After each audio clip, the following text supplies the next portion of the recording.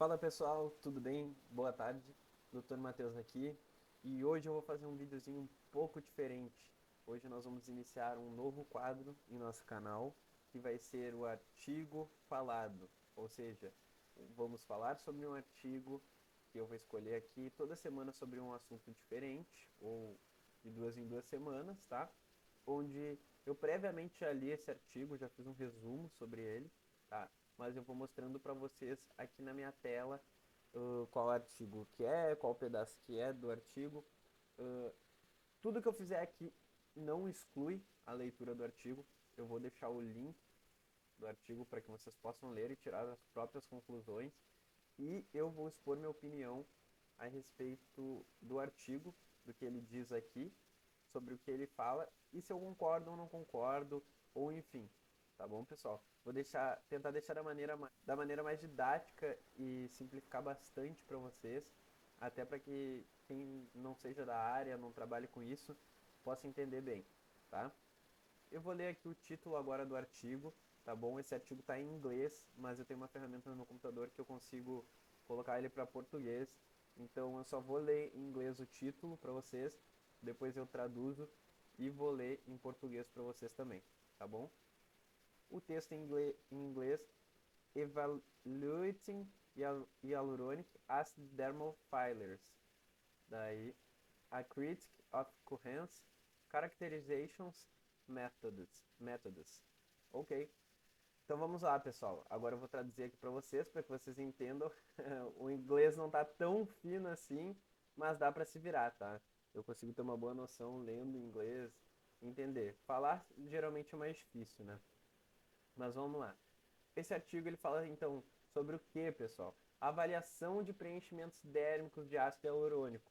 Ou seja, ele vai falar dos preenchimentos, tá? Daí e sobre o artigo agora, uma crítica aos métodos de caracterização atuais, enfim, tá? O que que isso significa, pessoal? Ele vai fazer um artigo referente aos preenchimentos e ele vai criticar, ele vai falar sobre os métodos de caracterização desse produto, tá? Nós vamos evoluir isso a partir do nosso artigo agora. Então vamos lá, né, pessoal? Vamos comentar a respeito desse artigo, tá bom? Esse é um artigo que foi publicado, tá? Em 2022, ali em abril. Então é um artigo bem recente, do ano passado, tá? Faz um ano apenas, tá bom? E aqui no abstrato, ele fala a respeito de que, com o passar dos anos, tá bom? Os preenchimentos, eles têm tido bastante notoriedade no mercado, tá? Como um produto, ou seja, produto não permanente que tem a capacidade de restaurar volumes, preencher linhas finas, tá bom? E que os preenchimentos também começaram a ser conhecidos no final da década de 90, tá bom? Então, desde a década dos anos 90, digamos assim, até agora, 2023, uh, são poucos anos ainda, né? São quase uma média de 30 anos, digamos assim. E que esses produtos, por se tratar de uma alta complexidade, eles não têm ainda artigos ou principalmente parâmetros chaves para que a gente possa prever o desempenho desse produto após uma aplicação no corpo humano, tá? Então esse artigo é uma crítica a respeito disso, porque o que, que ele quer criticar? Ele quer saber mais informações, ele quer informações mais precisas, o que ele denomina como parâmetros-chave, para saber se realmente esses resultados conseguem ser medidos, avaliados, e o que, que pode caracterizar um preenchimento bom, um preenchimento ruim, digamos assim. Vamos agora então para a nossa introdução, tá, pessoal? Aqui na introdução ele começa a falar um pouco do envelhecimento, né, das nossas fases do envelhecimento, que devido à gravidade, gordura, reabsorção de estruturas, tudo isso vai gerar uma falta de volume, né? Essa falta de volume vem junto com o envelhecimento, passar dos anos e tudo mais. E devido a essa falta de volume, a gente pode usar o ácido hialurônico nessas regiões, para que a gente consiga redefinir principalmente contornos, dimensões, proporções, também para a gente devolver um padrão estético, tá bom? Então a gente pode realmente fazer tudo isso, né, utilizando o ácido hialurônico. Também comenta a respeito que o ácido hialurônico ele é um produto acessível, seguro e também é reabsorvível, que é uma das características que o torna seguro também a respeito disso. Porque um produto que fica muito tempo no organismo, muitas vezes ele tem algumas, como é que eu posso explicar para vocês? Algumas substâncias ou ativos que não são tão bons para o organismo, tá? E para ele durar muito tempo no corpo, ou que não consegue ser degradado. E muitas vezes o organismo pode entender como um corpo estranho aquilo e não se adaptar tão bem, não é tão biocompatível como a gente chama. Então, pessoal, como a gente estava falando, tá? Na última década, teve um aumento considerável, tá bom, a respeito de uma disseminação de informações sobre ácido hialurônico e estética no geral, né? Por quê? Devido a muitas mídias sociais e principalmente os influenciadores online, ele fala aqui sobre isso, tá bom? Que contribuiu com o aumento da popularidade da medicina estética, tá? Isso é muito bom a gente ressaltar, porque hoje em dia a maioria dessas influencers, a maioria de influenciadores digitais, eles realmente possuem procedimentos, fazem procedimentos, tá bom? E esse mercado cresceu absurdamente, tá? Em termos monetários e em termos de popularidade, principalmente por causa dessas duas questões, as mídias sociais e os influenciadores. E o que que ocorre, tá, pessoal, para que vocês saibam? Os preenchimentos, o ácido hialurônico, ele não é um medicamento de classe 2, como eles denominam, tá? De classe 2 ou 3, se eu não me engano, diz aqui no artigo, tá? Aqui, ó, classe 3. Ele não é, tá? Então, por isso, ele não tem o mesmo rigor da lei para que a gente saiba quais substâncias estão alocadas naquele ácido hialurônico e principalmente o que, que tem ali dentro, se realmente ele funciona, se existem testes. Então não existe esse mesmo rigor da lei, porque ao contrário dos medicamentos, a gente precisa saber de tudo isso para que eu possa medicar alguém. Há estudos, provas, contraprovas, estudos em ensaio, estudos em humanos, em roedores, enfim. Existem diversos estudos para comprovar a eficácia, a durabilidade, os efeitos e tudo mais no medicamento. Mas no ácido hialurônico, por ser diferente de um medicamento, ele não é considerado medicamento, assim por se dizer, ele não tem o mesmo rigor da lei. E isso nos traz dúvidas a respeito do ácido hialurônico. E é isso que esse artigo quer demonstrar, tá? Aqui nessa leitura. Que essas dúvidas, que seriam os parâmetros chaves que eles chamam, elas precisam ser sanadas para que a gente possa saber o que realmente acontece com o ácido hialurônico no nosso organismo, o que não acontece, se tem alguma chance de dar alguma coisa errada, se vai dar certo, ou enfim. Então vamos lá, pessoal. Como eu falei anteriormente, como o ácido hialurônico ele não é um medicamento, ele não tem uma regulação tão boa, tá? Na Europa, já se tem um certificado para esse tipo de produto, tá bom? Um certificado que representa uma boa qualidade na fabricação e na avaliação de risco desse produto, tá? Mas ainda em outras localidades não tem, tá, uma boa regulamentação. Então é muito difícil até para os médicos, tá? Aqui ele diz isso, a falta de regulamentação no mercado, tá? Os preenchimentos e o valor financeiro da indústria significam que há muita falta de orientação objetiva para os médicos ao escolher os preenchimentos de ácido hialurônico. Por que que ele diz, ele tem essa afirmação, tá, pessoal? Porque a indústria é enorme, tá? A indústria tem muito dinheiro, a indústria farmacêutica, principalmente as da área da beleza, estética e tudo mais, umas indústrias milionárias, bilionárias, dependendo de cada empresa, tá? E com todo esse investimento ainda não se fizeram estudos mais aprofundados, não se fizeram, como é que é, estudos mais bem descritos, não tem parâmetros chaves bem descritos, então tudo isso torna um pouco mais difícil até tanto para o médico escolher quanto a título de orientação mais básica. Ah, esse ácido hialurônico é o melhor para determinada região. Às vezes isso não acontece também pelas marcas, tá bom? Então é sobre isso que esse artigo cita bastante, né? Ele fala bastante desses parâmetros chaves, sobre essas orientações e tudo mais. E agora ele começa a falar sobre, digamos, o assunto chave do artigo, né? Que é compreender as propriedades físico e químicas. Daí aqui a gente entra para uma vertente mais de estudo de laboratório, tá bom?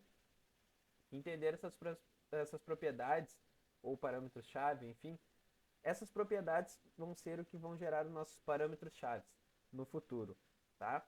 Então ele diz que é essencial, tá, para que a gente saiba as diferenças de tecnologias, tá? E consiga compreender para ter uma melhor utilização, uma melhor escolha, uma melhor orientação, tanto para o paciente quanto para o médico. E aqui a gente entra, tá, pessoal, nas perguntas chaves, que era o que eu queria passar para vocês. Então, isso daqui nós vamos ler juntos, tá? As perguntas chaves. Esses produtos podem imitar corretamente os tecidos moles ou ossos que estão substituindo? É uma das perguntas. Quais os parâmetros físicos, químicos mensuráveis? Ou seja, a gente tem que conseguir medir isso para saber. Podem ser usados para prever o desempenho a longo prazo. Aqui na tradução de cargas não precisamos pôr. Mas o que ele está perguntando aqui? Que tipos de características que a gente possa medir podem ser usadas para a gente prever aquele resultado, aquele desempenho? A gente precisa saber, na realidade, né? E daí ele pergunta a terceira pergunta, né? Como o estresse, a deformação, a temperatura e a degradação enzimática afetam esse preenchimento ao longo do tempo. Ou seja, como os fatores, digamos, internos, né, vão afetar os fatores internos, a gente aplica o gel internamente, né, e o nosso organismo ele vai ter os fatores fisiológicos, que são esses que ele apresentou, tá bom? Por quê? O estresse do gel, né, quando a gente aplica, pode ser o estresse pessoal da pessoa, a deformação também, quando a gente aplica o gel na seringa ele está de uma maneira, alocado. Quando a gente aplica no organismo ele fica em outra. Então vai ter uma deformação, vai ter um apertamento de tecido no gel, dependendo da região que a gente for aplicar, tá bom? Tem a questão da temperatura corporal e ainda tem enzimas no nosso organismo que degradam o ácido hialurônico. Então a gente precisa saber de todos esses parâmetros, tá? De todas essas características e essas perguntas, enfim, elas precisam ser respondidas para a gente poder aferir a qualidade do preenchimento e até classificá-los no geral, todas as marcas, entendeu? Entender como é que funciona, entender qual que é o melhor, se existe o melhor e também entender como funciona no nosso organismo tudo isso, né? Que a grande crítica aqui é entender tudo isso. Tá bom, pessoal? Então, aqui no final da nossa introdução, tá?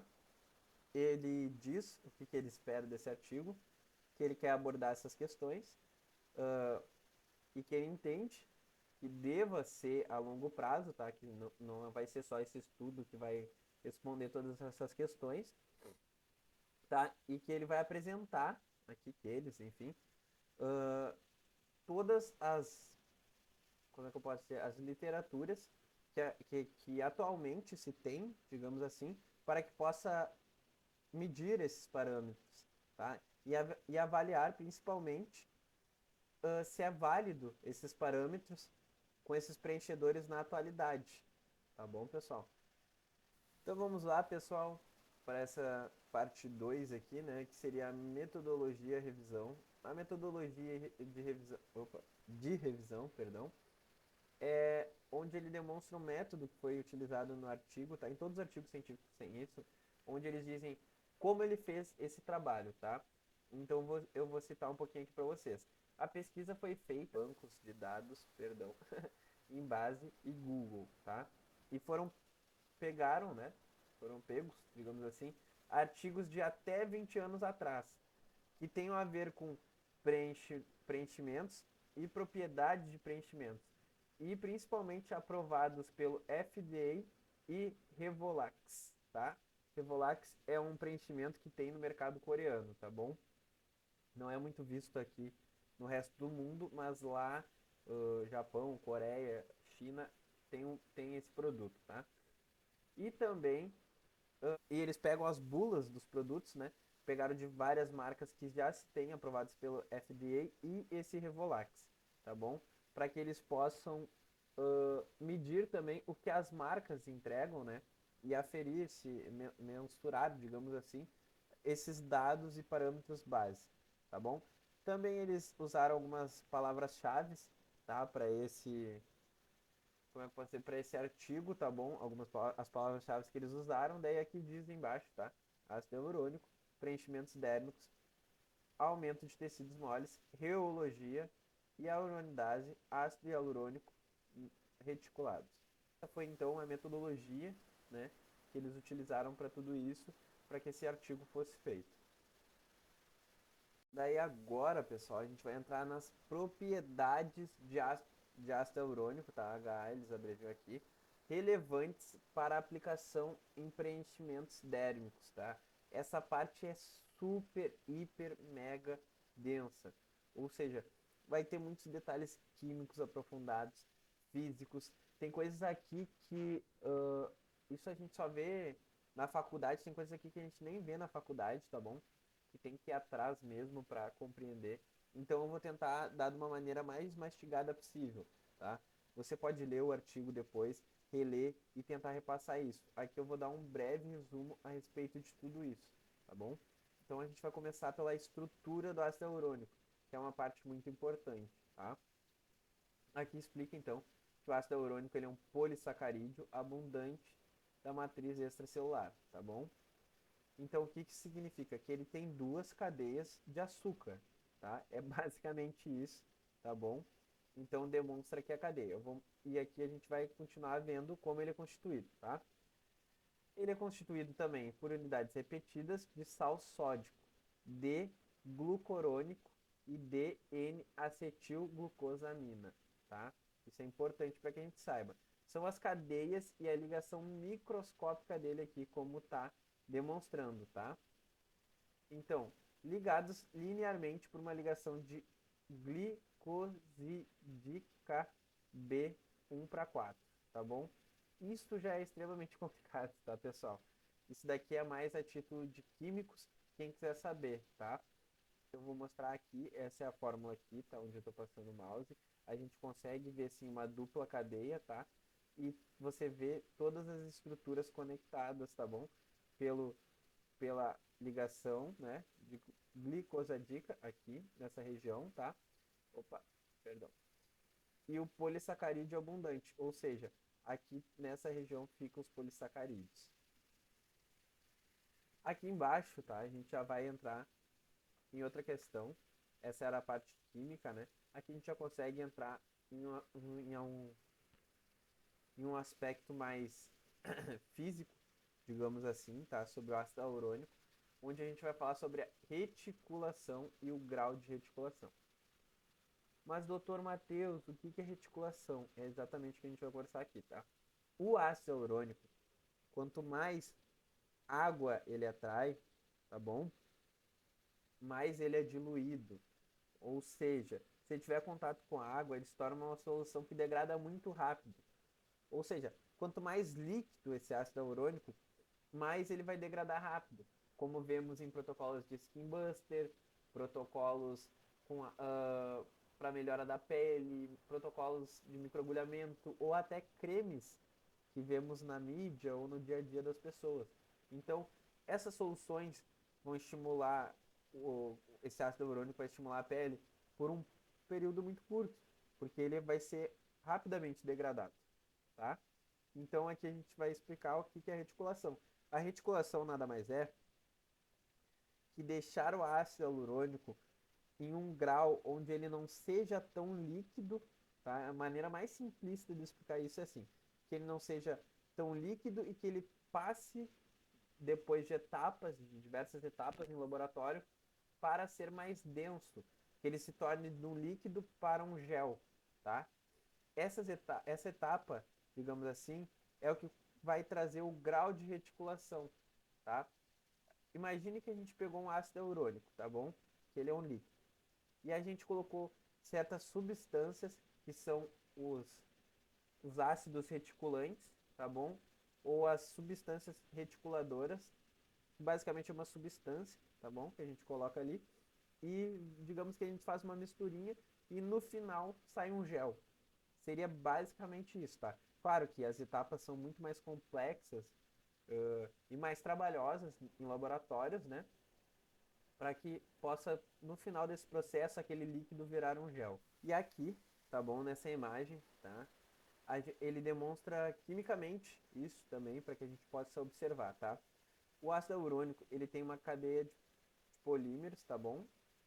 E essa cadeia, os agentes reticulantes são usados para conectar essas cadeias.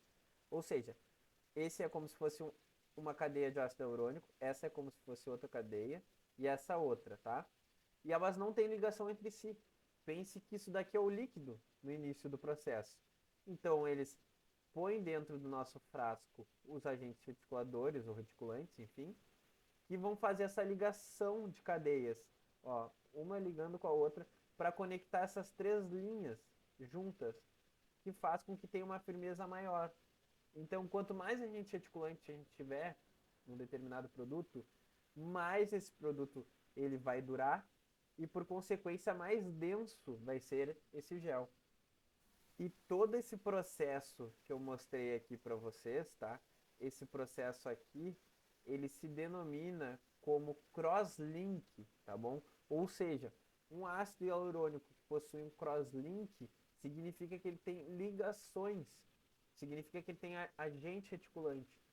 Essa é a grande diferenciação, tá? Entre os protocolos de, por exemplo, o Skin Buster, um produto que tem ácido hialurônico que é para Skin Buster, e um produto que é um preenchedor, tá? Que ele serve para preencher, para volumizar. Essa é a grande principal diferença entre os dois produtos, que um ácido hialurônico não possui os agentes reticulantes, ou seja, não tem crosslink entre essas moléculas, e outro produto tem e tem crosslink. Tá? Essa é a principal diferença. Depois vai haver uma diferenciação ainda a respeito de crosslink e de agentes reticulantes, porque cada marca vai ter um produto e uma tecnologia diferente. Ou seja, isso ainda pode variar dentro dos produtos de ácido hialurônico que tem crosslink e que tem agentes reticulantes. E é isso que ele relata aqui também, tá? Que na realidade a maioria das marcas elas têm os seus, como é que você, cada marca tem a sua tecnologia, né? Mas que no Reino Unido, tá?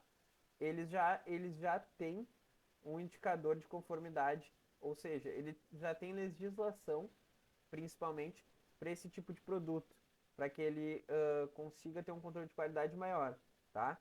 Mas esse controle de qualidade também não é um requisito, ou seja, não é obrigatório. Eles fazem porque eles querem.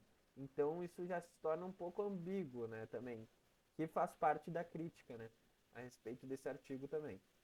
E agora, pessoal, então, vamos entrar na parte da tecnologia de reticulação, tá?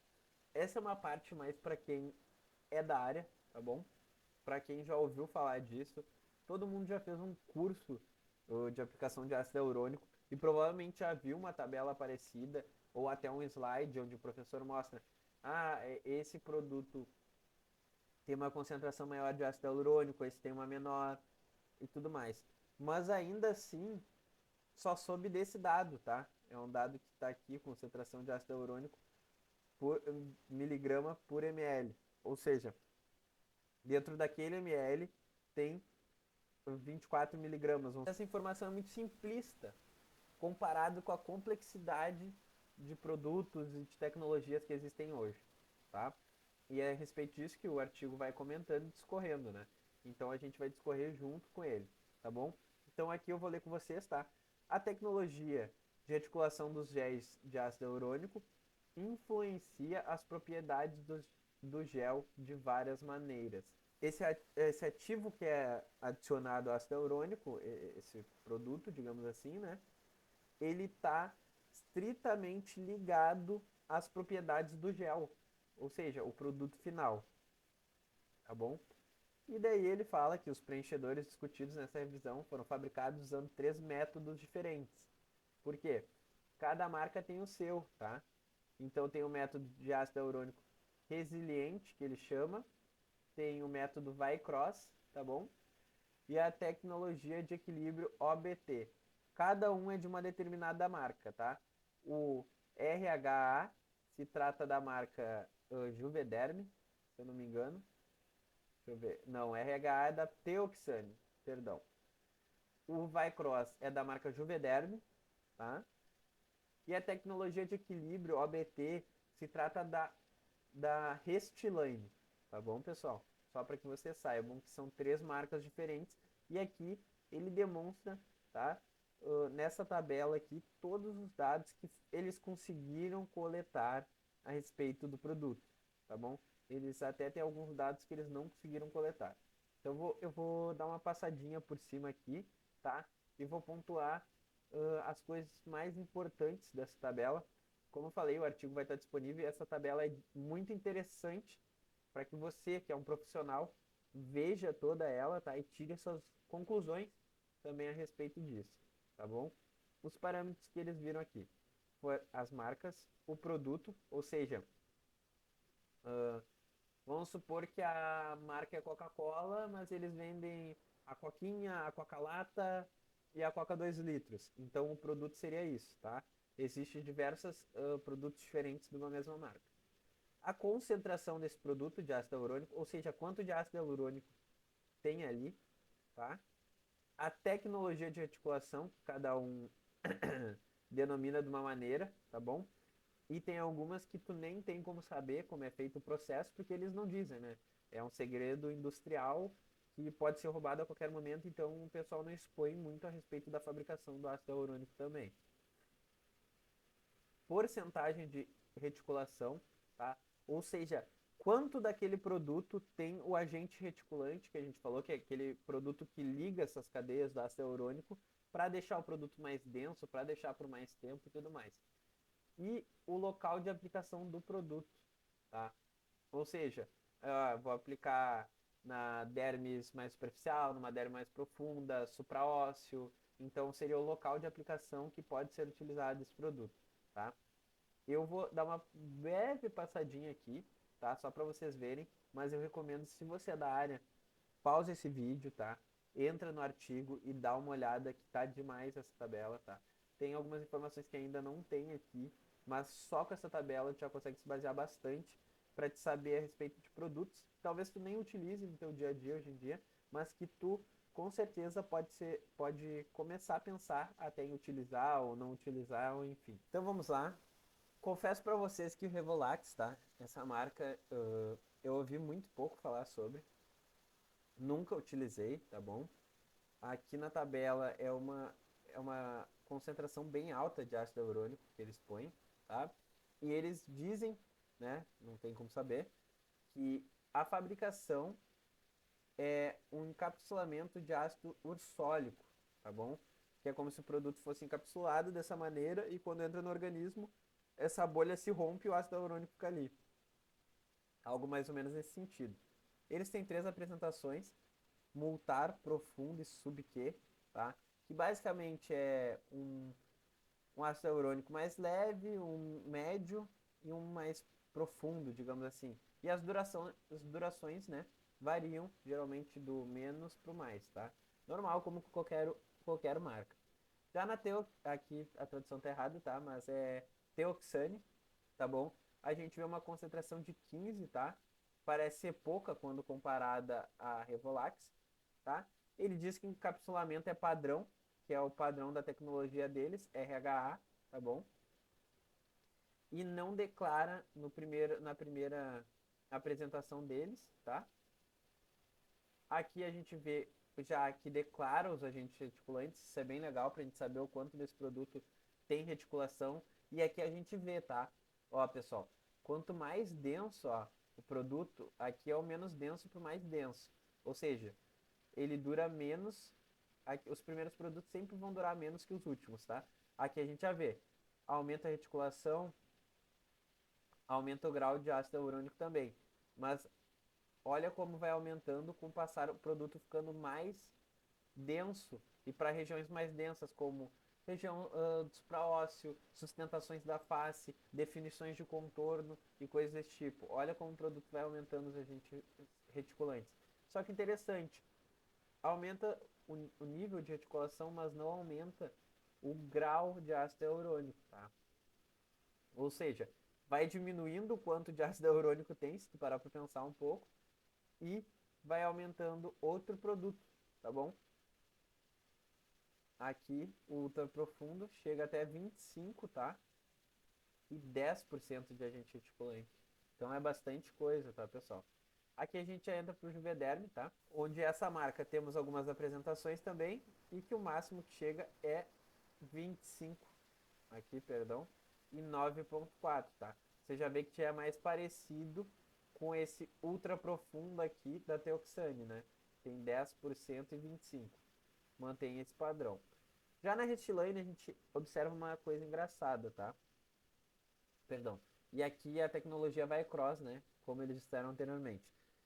Essa vai cross, quando é uma marca assim, significa que eles têm uma tecnologia própria, tá? E eles não explicam muito bem a respeito dela, tá? Eles só comentam por cima. Já na Restylane a gente vê uma coisa engraçada, onde todos os produtos têm o mesmo grau de ácido hialurônico e vai mudando o agente reticulante, tá? E a OBT é sobre um balanceamento, que nem diz aqui, ó.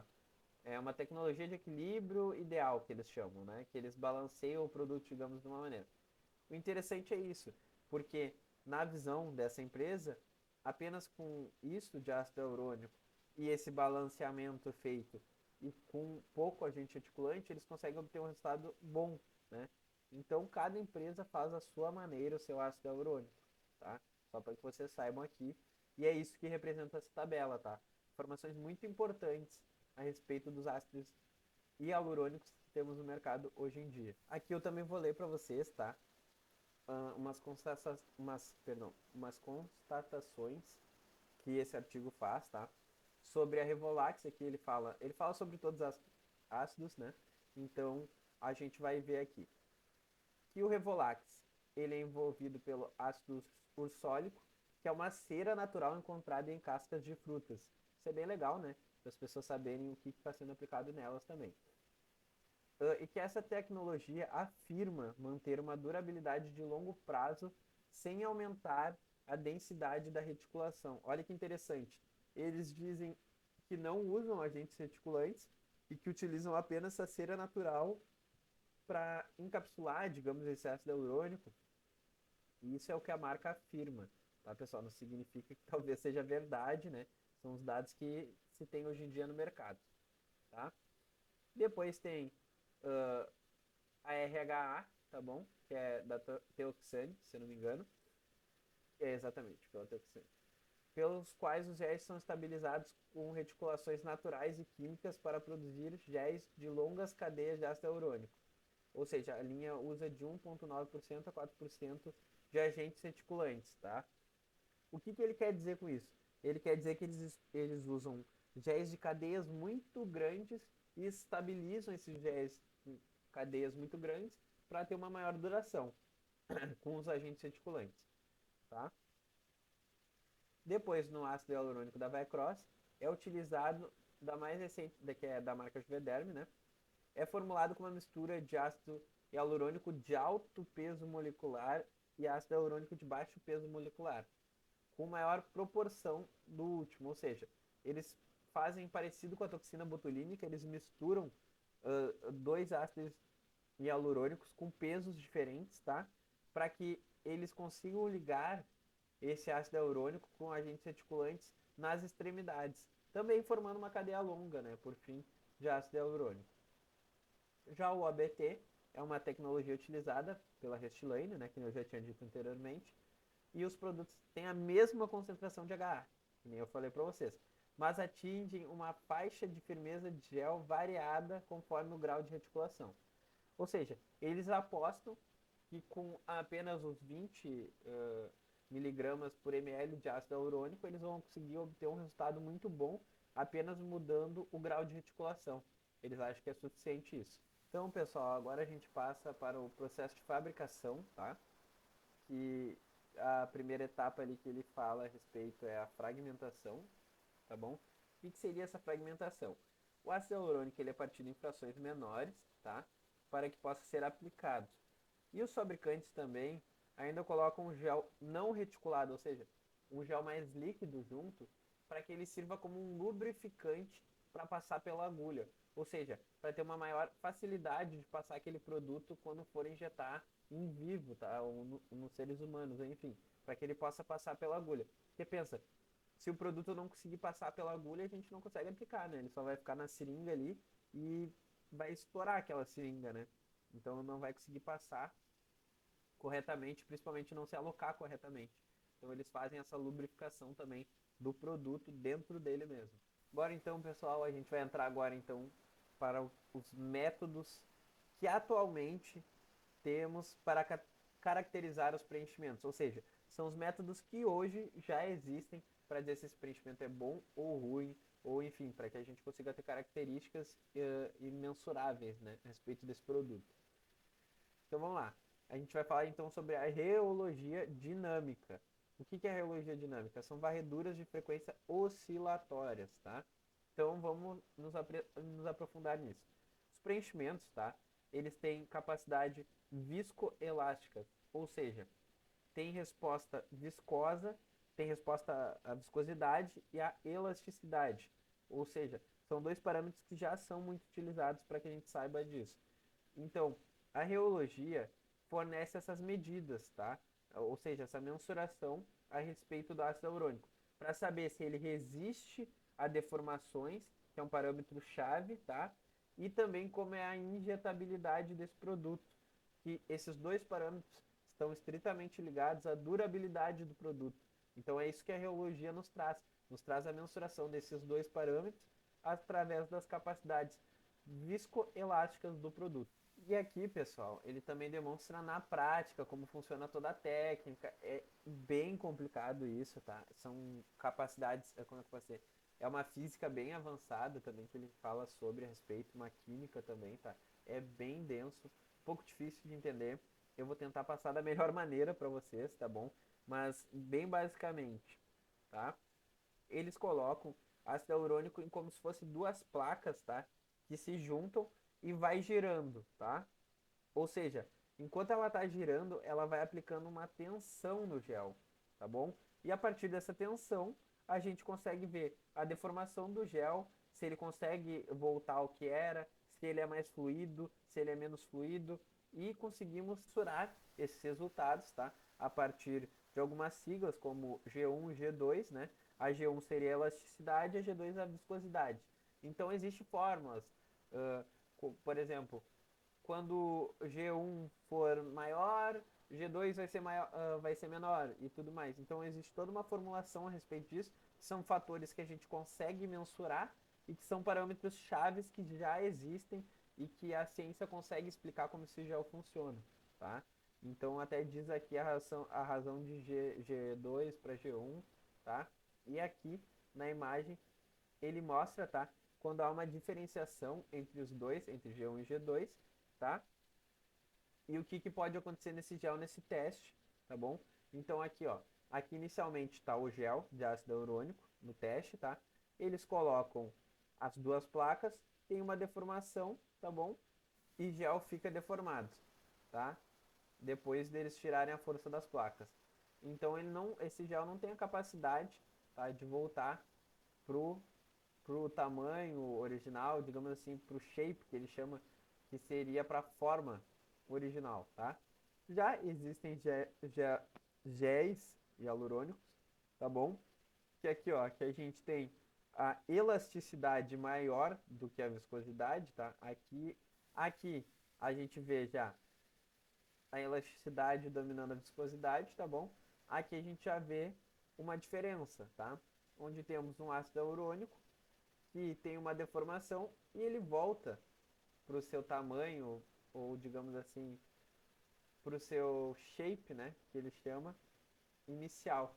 Tá? Ele tem essa capacidade de conseguir voltar ao que ele era anteriormente.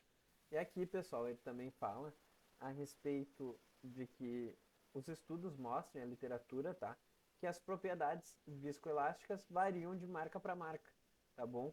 Por quê? Porque existe diferença de concentração de ácido hialurônico, peso molecular, tecnologia de articulação e quantidade de ácido hialurônico livre, tá? Então, todos esses fatores podem comprometer, digamos assim, né, o nosso resultado e também podem melhorar ele. E como tem diversas temperaturas diferentes, essas propriedades viscoelásticas elas variam, tá? Aqui também ele mostra de um estudo de 11 produtos, tá bom? Referenciando o valor da viscoelasticidade dos produtos, tá? Ou seja, qual tem uma maior viscoelasticidade. E aqui demonstra, tá bom? Todos os produtos, tá? O que tem menos viscoelasticidade até o que tem mais viscoelasticidade. Perdão, repetir várias vezes isso, tá? Mas aqui nós vemos então o Revolax Profundo, tá? Como um dos produtos que é um dos melhores, digamos assim, né? Depois o Revolax Subq, Revolax Fino, depois vem a marca Juvederm e os Teoxanes, tá bom? Mas isso é o que dizem as marcas, ou seja, são os dados que eles entregaram a respeito do produto deles. Muitas vezes, algumas informações podem estar escondidas, pode ter outras coisas também envolvidas, outros ativos, outros produtos juntos, que não tem como a gente saber, tá, pessoal? Porque eles não dizem muitas vezes, tá bom? Às vezes existe até casos de pessoas que, às vezes, muito difícil, muito raro, podem ter uma alergia a um produto da harmonização facial. Por quê? Porque eles colocaram um agente reticulante diferente, ou que não está prescrito, ou que não está dito na bula, ou, por exemplo, em toxina botulínica. Uh, Muitas vezes a toxina ela passa com uma proteína, né? E uma pessoa que tem alergia à proteína tem que ter uma outra opção para que possa fazer. Mas daí imagina se eles estabilizam com uma proteína que eles não disseram, entendeu? Que não está na bula. Daí você nunca vai saber do que foi a alergia direito, sabe? Isso pode acontecer, tá, pessoal? A indústria, infelizmente, às vezes ela complica a vida, né? Por segredos de negócios, enfim. Depois, pessoal, vemos também um dos fatores, tá? Que ele põe ali, que é o inchaço, tá bom? Que o inchaço é um grande parâmetro-chave também, que atualmente nós temos para mensurar o produto, né? Digamos assim. Porque quando o ácido hialurônico se expande devido à água e os polímeros de reticulação, tá? Isso gera um inchaço maior. E o inchaço é um bom padrão, né? Para que a gente possa ver essa expansão do gel e que ela depende de vários fatores, como a concentração do polímero, grau de reticulação e processo de hidratação dessa molécula. Os géis, geralmente, com mais fatores viscoelásticos, né? Ou seja, mais reticulação, eles incham um pouco mais. E existem tecnologias que podem agir um pouco diferente, às vezes, da regra. Ou seja, pode ter tecnologias que têm uma reticulação muito alta, mas eles estabilizaram tão bem a molécula que não tem um inchaço tão grande. Para que se tenha uma padronização, tá? Eles realizaram um teste de inchaço, como eles chamam, que eles põem na solução aquosa mais ácido hialurônico, eles deixam descansar um período, tá? E depois eles centrifugam tudo isso, removendo do sobrenadante. E o gel, tá bom? É utilizado para calcular nessa fórmula aqui, tá bom? Que eles demonstram no artigo, tá? E daí eles determinam o fator de inchamento como SWF, tá? Ou seja, quanto mais fatores viscoelásticos, tá? Eles põem na fórmula assim, menos inchaço se tem. E aqui nessa tabela, tá? A respeito do inchaço, a gente consegue ver esses parâmetros, né, que eles determinaram, como o grau de reticulação, CRD do produto, tá? O fator de expansão seria o SWF, tá bom? Ou seja, o fator do inchaço que eles denominam. E o módulo de elasticidade, que seria o G1, tá? Para denominar a elasticidade. E daí eles fizeram um exemplo com a linha OBT da Restylane. Por quê? Por que eles pegaram essa linha? Porque elas têm a mesma concentração de ácido hialurônico, tá? Em todos os produtos, só que em diferentes graus de reticulação. Então eles pegaram esse produto para identificar, para exemplificar, perdão. E daí aqui demonstra, tá? Todas as características desse produto. Ou seja, a gente tem um fator de expansão, tá? De 17, ou seja, o produto se expande bem, tá? Esse já é um produto, seria, o fator de expansão seria inchaço, né? Esse produto incha um pouco mais, e quanto mais reticulado, ele incha menos. Então ele foge à regra, tá, pessoal? E eles demonstram aqui muito bem disso. Ou seja, um produto que seria o define, esse daqui, que é definir, né? Só que traduziu errado ali. Ele tem essa capacidade de preencher por mais tempo, ter mais reticulação, mas ter um inchaço menor, tá? Só para que você saiba. E aqui, pessoal, a gente vai então para degradação enzimática, tá? O que é degradação enzimática? É um dos parâmetros chaves que se tem atualmente, né? Por quê? Porque o ácido hialurônico pode ser degradado pela hialuronidase, que é uma enzima que naturalmente nós temos no corpo, tá bom?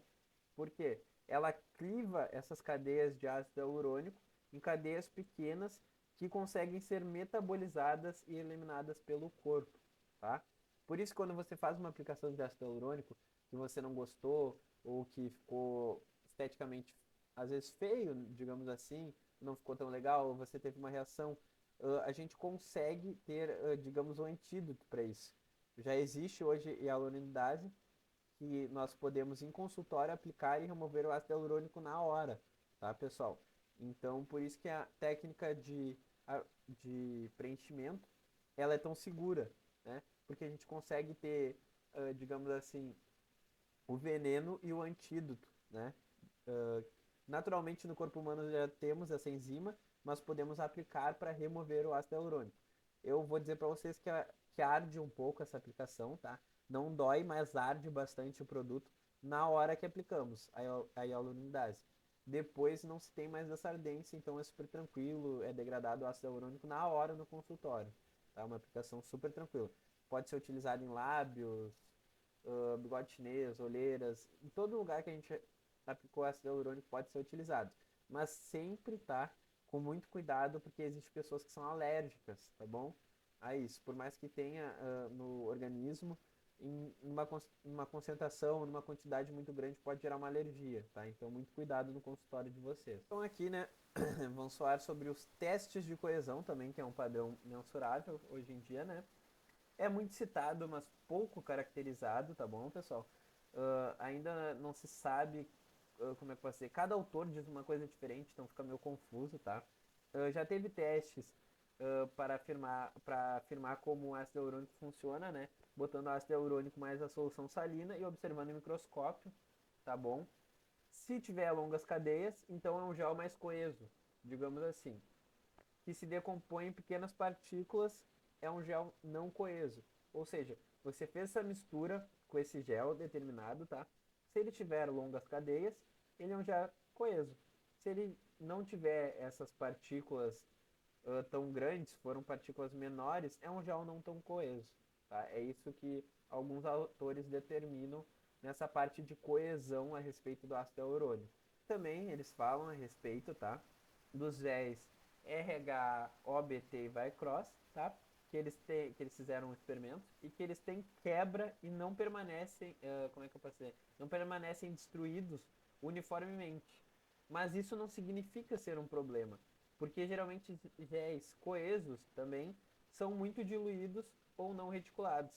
Entendeu, pessoal? Então, esses géis, geralmente, que são diluídos ou não reticulados, eles ficam pouco tempo no organismo, tá? São aqueles géis que todas essas marcas possuem, que são géis que têm um pouco menos de reticulação, um pouco menos, como é que é? Um pouco mais de concentração de ácido hialurônico e um pouco menos de agentes reticulantes. Ou seja, naturalmente eles vão durar menos no organismo. Por quê? Porque são produtos mais líquidos, né? Não são tão géis assim. E aqui ele cita nessa tabela, né? Como falei para vocês, um exemplo a respeito de que quando a gente tem um gel com alta viscosidade, ele coesivo seria dessa maneira. Se ele não for coesivo, ele vai estar fragmentado dessa maneira, digamos assim, em porções menores. E que seria se assemelhando a um gel, tá? Quando a viscosidade é alta, aqui seria em forma de gel. Quando a viscosidade é baixa, a gente tem uma pocinha, como se fosse água, né? Mas uma cadeia grande, coesiva. E se não for coesiva, ela vai se fragmentar. Isso é bem explicativo, bem didático, né? Essa imagem que eles colocaram que dá para entender muito melhor o conceito por trás de tudo isso. Agora vamos para outro parâmetro também, que é o tamanho de partículas por ml, seria, tá bom? Que a gente já comentou a respeito do tamanho das partículas, né? Mas Só para a gente saber, o ácido hialurônico são géis volumosos, que têm partículas reticuladas muitas vezes, né? E o processo para medir, ele é feito através de peneiras, tá? Eles põem os produtos numas peneirinhas, como os produtos têm formatos variados, então as partículas elas vão passar de maneiras diferentes ou vão passar de peneiras diferentes, né? Que demonstra como é que eu posso dizer, se afeta o desempenho do gel ou não, tá? Dependendo da técnica que eles utilizarem para fazer essa mensuração. O gel não pode também ter moléculas muito grandes, tá, pessoal? A ponto de entupir a agulha, a gente já falou isso anteriormente. Que eles adicionam também um pouco de gel um pouco mais líquido para que essa molécula consiga passar, né? Por quê? Imagina que ele não consiga passar, vai entupir a agulha, né? A gente já conversou sobre isso. Mas também, por outra via, moléculas maiores, tá? Tem menos chance de ser degradado por enzima. Então eles têm que fazer um balanço de tudo isso. Tamanho da molécula, tem que passar pela agulha, tem toda uma tecnologia por trás do gel, né? Não é apenas você faz um processo de fermentação, pega o ácido hialurônico, purifica e deu. Não, tem vários outros processos que precisam ser mensurados, né, a respeito do ácido hialurônico. E também tem que ser feitos, né? Tem diversas etapas que tem que ser passadas na fábrica para chegar nesse produto que chega ao consumidor final. E também para ter esse equilíbrio, né, pessoal, que eu estava falando para vocês, eles realizam geralmente uma homogeneização desse gel, para deixar um gel um pouco mais macio, entre aspas, tá? Para quê? Para que o gel possa passar pela agulha, principalmente chegar no organismo e se manter uma molécula relativamente grande lá para que não seja degradada tão rápido. Aqui agora vemos também a força de extrusão, tá? Então vou comentar com vocês a respeito disso, tá? Mas já adianto para vocês que a força de extrusão é uma coisa que não tem muitos dados quantitativos a respeito, tá? Ou seja, não tem uma literatura tão grande, é um pouco difícil de entender. Até eu tive um pouco de dificuldade, tá? Mas eu vou ler aqui um pouquinho para vocês para que eu consiga passar um pouco disso, tá? O que é a força de extrusão? Vamos lá. Força de extrusão é um parâmetro importante de alta relevância clínica, pois se refere à força que o médico deve aplicar para permitir que o preenchedor flua pela agulha, tá bom? Daí ele fala um pouquinho a respeito, tá? De uma medida de força, como funciona, tá? Mas que nem eu falei para vocês, não é um fator tão relevante assim, tá? Ele comenta um pouco a respeito e também que ele fala aqui, ó, que não há uma quantidade de dados suficientes, tá? Sobre extrusão. Embora o aspecto esteja ligado à prática e seria útil produzir dados quantitativos para entender melhor esse perfil de força, tá? Ou seja, ele quer que exista uma quantificação, ele faz a crítica, enfim, e diz ali que ele gostaria que tivesse dados relevantes a respeito da força da aplicação do ácido hialurônico nos procedimentos. Por exemplo, se eu botar mais força, o resultado vai ser melhor, vai ser pior e tudo mais. Não necessariamente, tá, pessoal? Muitas vezes a gente tem técnicas fracionadas, técnicas contínuas, com mais força, com menos força. Então, no dia a dia, eu, como um profissional injetor, eu vou dizer para vocês que eu não sinto tanta diferença, tá, a respeito disso. Mas aqui no artigo, como o papel dele é criticar, né, e como é que eu posso dizer, e buscar novas soluções para conseguir mensurar as coisas, digamos, botar os pingos nos is. Então ele fala aqui que tinha que ter mais estudos a respeito disso. Então, pessoal, agora a gente vai para ligando os parâmetros, né, que a gente estava comentando de experimentos ao desempenho, tá?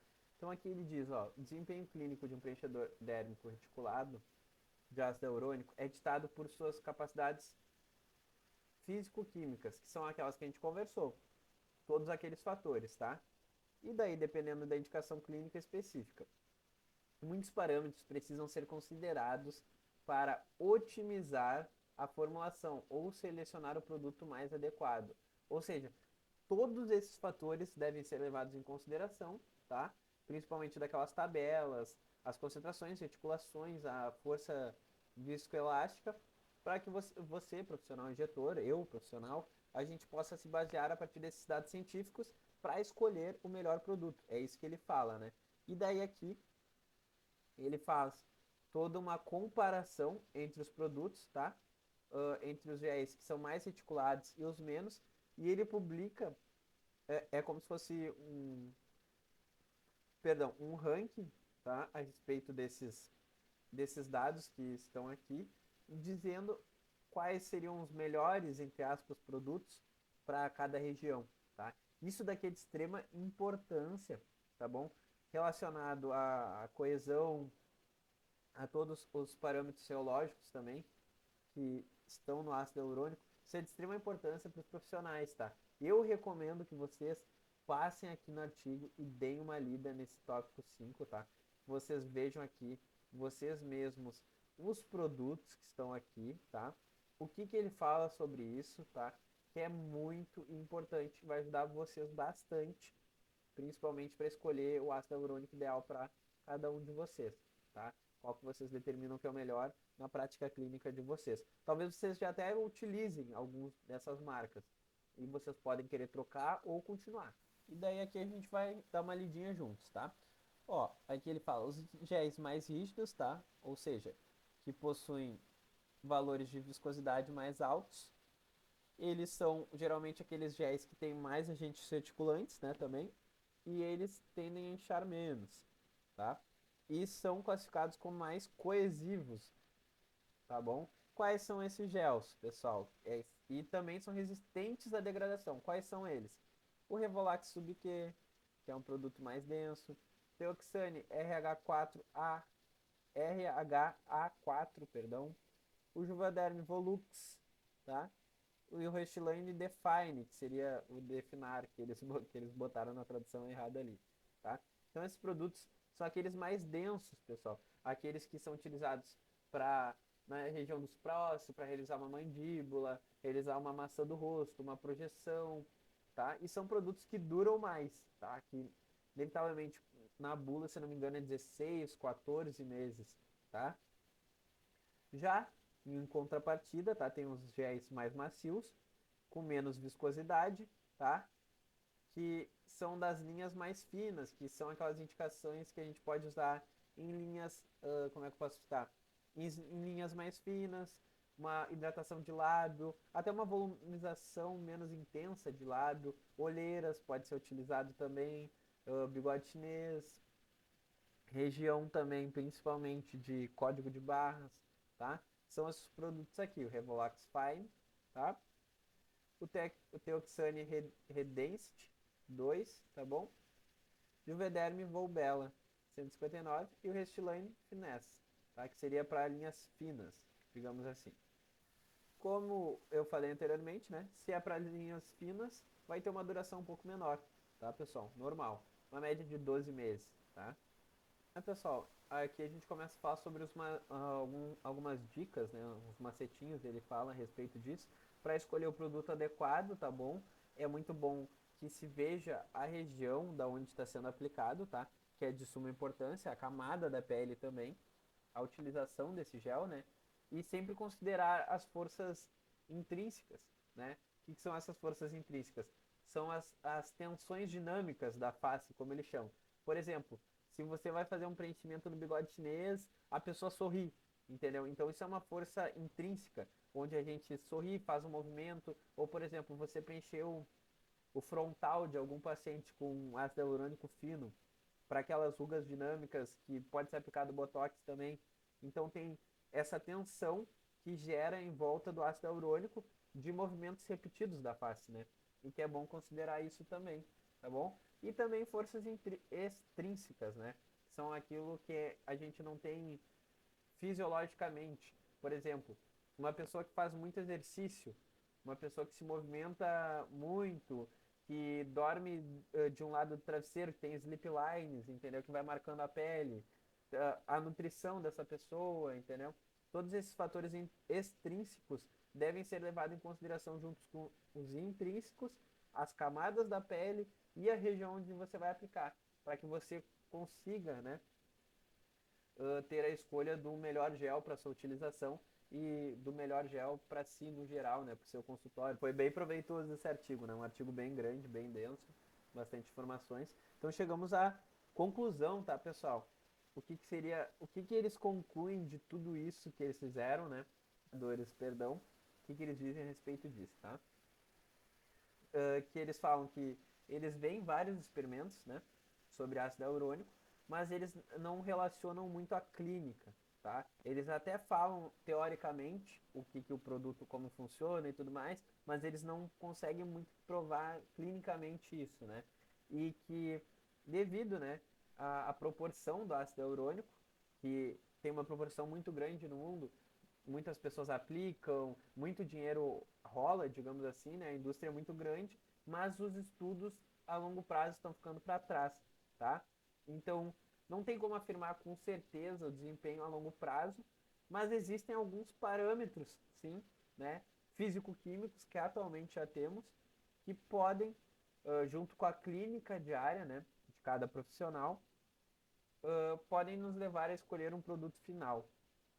Ou seja, o que ele quer dizer com tudo isso? Tá? Ele quer dizer que, como a indústria é muito grande, né, até podem ter, teoricamente, ter bastante conteúdo a respeito, mas clinicamente não se tem, tá bom? E que já temos, sim, alguns parâmetros chaves importantes que foram ditos, né, nesse artigo, que podem ser usados para que você possa escolher um melhor produto. Mas ainda não podemos afirmar com clareza, certeza, uma certeza muito alta, digamos assim, né, como o produto funciona realmente no organismo. Temos bons indícios, mas ainda precisamos de mais estudos, tá, pessoal? E isso é uma conclusão que eu compactuo bastante, tá? Por quê? Eu acho que o ácido hialurônico ele é um produto de extrema tecnologia e complexidade e que ele é muito benéfico, mas que ainda às vezes, por exemplo, nas bulas, a duração dura 12 meses, 10, e a gente sempre tem que falar para o paciente que também existem esses fatores externos, que cada organismo é um organismo, né? Mas como é que eles mensuraram isso, né? É interessante pensar se realmente dura, se não dura. E vendo na prática clínica, tá, pessoal? Geralmente dura o que diz na bula, tá? Um paciente que tem recorrência, que faz tratamentos mais seguidos, que faz os retornos certos, o produto costuma durar. Já uma pessoa que às vezes tem um problema fisiológico ou fatores externos, como a gente viu, como exercício, uh, muito exercício, coisas desse tipo, muita exposição a raios UV, coisas que atrapalham o tempo de duração do nosso procedimento, a gente consegue sim ver uma diminuição, né, desse ácido hialurônico ou de botox ou até de outras técnicas. Daí então, pessoal, só para terminar de vez, né, conflito de interesses.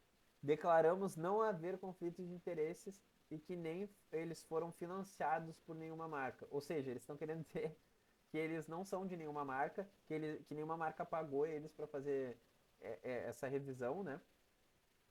E também que eles não têm um lado, digamos assim, que eles não têm um partido, né? Digamos assim, que eles não são amigos da indústria e tudo mais, tá? Ou seja, a opinião deles é isenta e neutra. Isso é muito legal também, pessoal, esse tipo de estudos, porque a maioria dos estudos também, geralmente, tem conflito de interesse, né? Que a gente vê na estética. Geralmente é uma marca que paga alguém para fazer um estudo sobre, só que para falar bem do produto. Então, eles afirmarem que eles não têm esse conflito de interesse é muito interessante, que dá mais relevância para esse artigo ainda. Então, pessoal, eu espero que vocês tenham gostado muito, tá? Eu só não coloquei meu rosto hoje porque realmente eu tô com muita rinite, tá? Eu vou tentar cortar o menos possível esse vídeo. Vai ir alguns errinhos de fala, não tem problema. É um cunho mais uma aula, eu conversando com vocês mesmo. Artigo extremamente denso, tá, pessoal? Resumi para vocês. Fiz um baita conteúdo. Espero que vocês tenham gostado. Chegou até o final aqui, tá? Tu chegou até o final, tu já tá acima da média, né? Porque as pessoas devem ter parado no meio. Esse vídeo provavelmente vai ficar bem comprido, já deve ter ficado comprido. Acho que em torno de uma meia hora, 40 minutos. O que é um material muito rico, tá? Para que quem trabalha com a área tenha esse embasamento, tenha essa bagagem e recomendo que você leia esse artigo, tá? Porque eu tentei resumir de uma maneira mais dinâmica e para que fique bem explicativo, mas tem coisas ali que só você lendo e parando para conseguir entender a complexidade por trás do ácido hialurônico e dos fatores e dos parâmetros chaves. Tá, pessoal? Eu sou o Dr. Matheus Messias, eu agradeço muito pela sua audiência, tá? E qualquer coisa, qualquer dúvida, pode deixar aqui nos comentários que a gente conversa a respeito dessas dúvidas e eu respondo vocês. Um abraço e até mais.